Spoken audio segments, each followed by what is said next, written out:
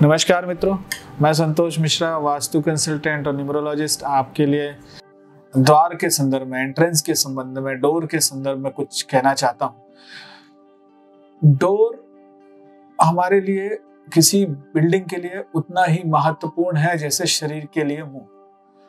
जैसे शरीर में यदि कुछ एनर्जी को जो हम खाने के माध्यम से, भोजन के माध्यम से ग्रहण करते हैं, वो मुंह के माध्यम से ही ग्रहण करते हैं, और इसी तरीके से जो एनर्जी है वो भी किसी बिल्डिंग में उसी डोर के थ्रू ही एंटर करती है।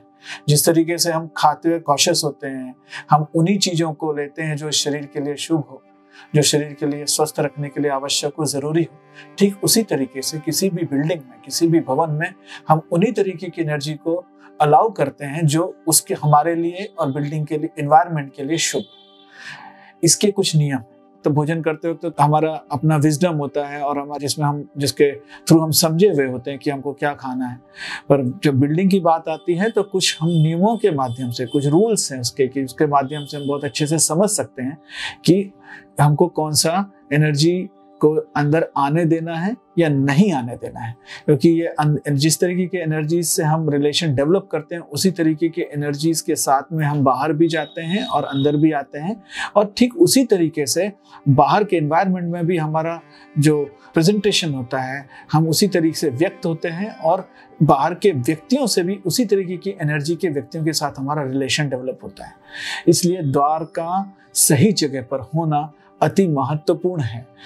इसका जो बहुत माइक्रो लेवल पे यदि हम समझें तो प्राण शक्ति, प्राण ऊर्जा का प्रवाह वो इस द्वार के माध्यम से ही होता है। इसलिए सही प्राण ऊर्जा का घर में प्रवेश करना अति आवश्यक है। दिशाएं सभी शुभ हैं, उसके लिए सभी दिशाओं में द्वार बताए गए हैं। हर एक दिशा को आप 9 भागों में बांट लीजिए। उस दिशा में बाएं तरफ से दाएं तरफ चलते हुए जो चौथा स्थान होगा वो सबसे अच्छा द्वार माना गया। एक जनरल थंब रूल है। और भी द्वार बनाए जा सकते हैं, और भी द्वार होते हैं, पर चौथा जो द्वार होता है वो सबसे अच्छा द्वार माना जाता है। एग्जाम्पल के लिए यदि पूर्व दिशा ले रहे हैं, उत्तर से दक्षिण की ओर चलते हुए चौथा, दक्षिण में ले रहे हैं तो पूर्व से पश्चिम की ओर चलते हुए चौथा, पश्चिम में ले रहे हैं तो दक्षिण से उत्तर की ओर चलते हुए चौथा, और यदि उत्तर में ले रहे हैं पश्चिम से उत्तर की ओर चलते हुए चौथा। ये 4 द्वार सबसे अच्छे द्वारों में इनकी गणना होती है। जैसे पूर्व का जो चौथा द्वार है वो इंद्र का द्वार है। इंद्र का अर्थ है आपको राजकृपा प्राप्त होगी, प्रोस्पेरिटी रहेगी, आपका यश बहुत होगा, बहुत अच्छा द्वार माना जाता है। ठीक इसी तरह दक्षिण में चौथा द्वार लेते हैं, ग्रहछत्र देवता होते हैं और ये संतति के लिए बहुत अच्छा माना जाता है। खासकर पुत्र संतति यदि प्राप्त नहीं हो रही है तो इस दिशा में यदि द्वार बनाया जाए तो निश्चित रूप से वो ग्रंथ कहते हैं, हमारा जो शास्त्र कहता है वो कहता है कि आपको जरूर उसकी प्राप्ति होगी।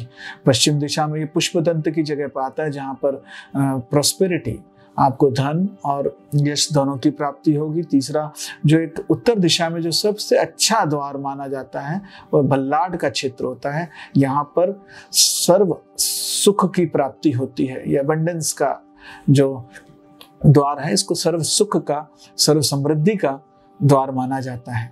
इसीलिए उत्तर दिशा में द्वार को रखना हमेशा उचित कहा गया है। पर ऐसा अर्थ बिल्कुल भी नहीं है कि दूसरी दिशाओं में द्वार नहीं बनाए जा सकते। बिल्कुल बनाए जा सकते हैं। उपद्वार भी बनाए जा सकते हैं। जो उपद्वार और मुख्य द्वार में क्या अंतर होगा? इतना ही अंतर होगा कि मुख्य द्वार को हमेशा उपद्वार से बड़ा होना चाहिए। मुख्य द्वार का अर्थ ही है जिससे ऊर्जा ज्यादा आ रही हो, उपद्वार का अर्थ यही इतना है जिससे ऊर्जा का आवागमन कम हो। तो मुख्य द्वार से ऊर्जा का आवागमन ज्यादा होना चाहिए।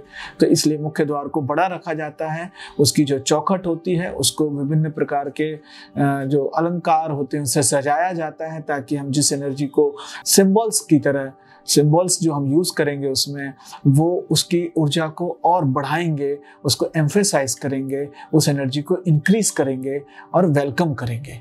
इस तरीके का भाव के साथ में जब हम द्वार को सही जगह पर बनाते हैं तो उसके बहुत अच्छे रिजल्ट्स हमको देखने को मिलते हैं। भवन में 2 द्वार को देखना पड़ता है, एक तो मुख्य द्वार और एक मुख्य प्रवेश द्वार।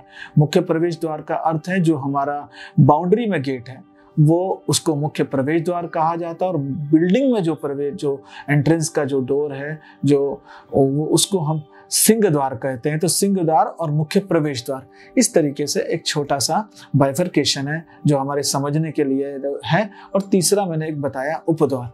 इस तरीके से द्वार का महत्व भी है और द्वार को सही स्थान पे होने पे हमको रिजल्ट्स बहुत अच्छे मिलते हैं। गलत जगह लगाने पे जिस तरीके से अच्छे रिजल्ट्स हैं, अच्छी जगह लगाने पे नेचुरली, गलत जगह लगाने पे, गलत स्थान पे लगाने पे जो हमको रिजल्ट्स आएंगे वो काफ़ी नेगेटिव मिलते हैं और हमको उससे बचना चाहिए, ऐसा शास्त्र कहता है। इसमें एक विज्ञान और काम करता है, ये दो ऊर्जाओं के मिलन की जगह हो जाती है, मिलने की जगह होती है। एक तो बाहर का एनवायरनमेंट और जो भीतर का एनवायरनमेंट है। इसलिए जब दो ऊर्जाएं मिलती तो वहां पर एक तीसरी एनर्जी डेवलप हो जाती है जो सोर्स की तरह काम करने लगती है।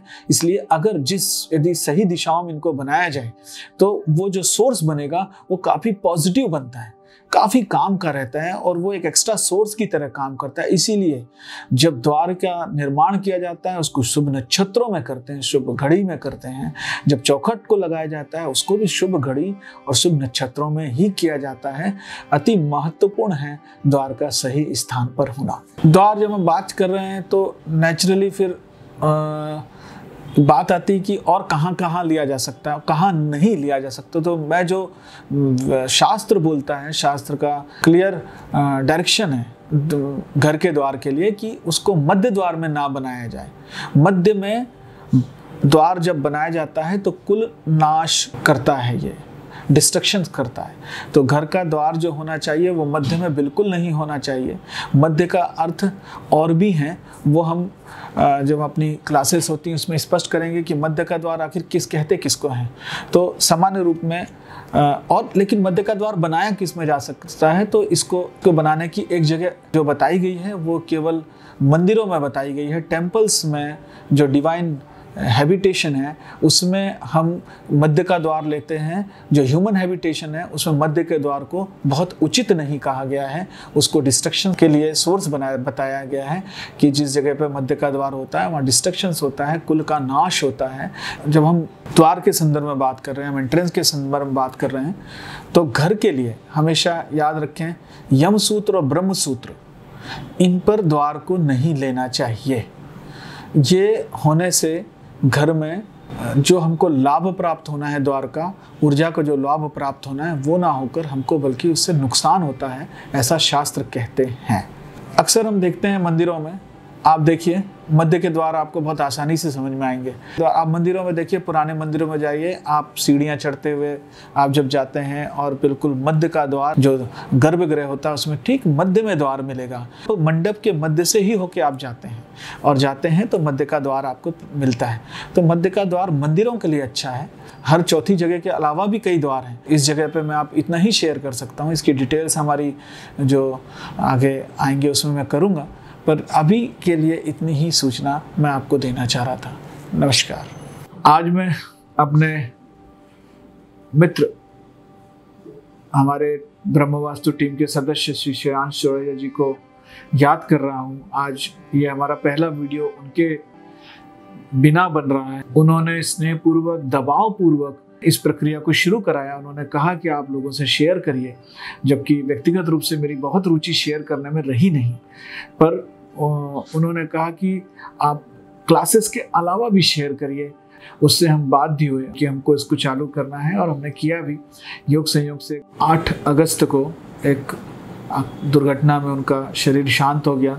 वो उम्र में बहुत छोटे थे, पर उनके जैसे व्यक्तित्व लाखों में एक होते हैं। इतनी पवित्र आत्मा, इतनी बौद्धिक आत्मा और एक ऐसा व्यक्तित्व जिसको देख के आपको उनके प्रति विश्वास पैदा हो जाए। उन्होंने ही हमको ये वीडियो बनाना सिखाया। आज उनके बिना हम ये वीडियो बना रहे हैं, उनको याद कर रहे हैं। आपने जो क्रम शुरू किया श्रेयांश, हम पीछे नहीं हटेंगे। आपने जो हमको प्रेरणा दी है उसके प्रति हम सब कृतज्ञ भी हैं। ब्रह्मवास्तु परिवार आपके प्रति कृतज्ञ है, आपको श्रद्धांजलि अर्पित करता है। हम आपको मिस कर रहे हैं। सादर नमन।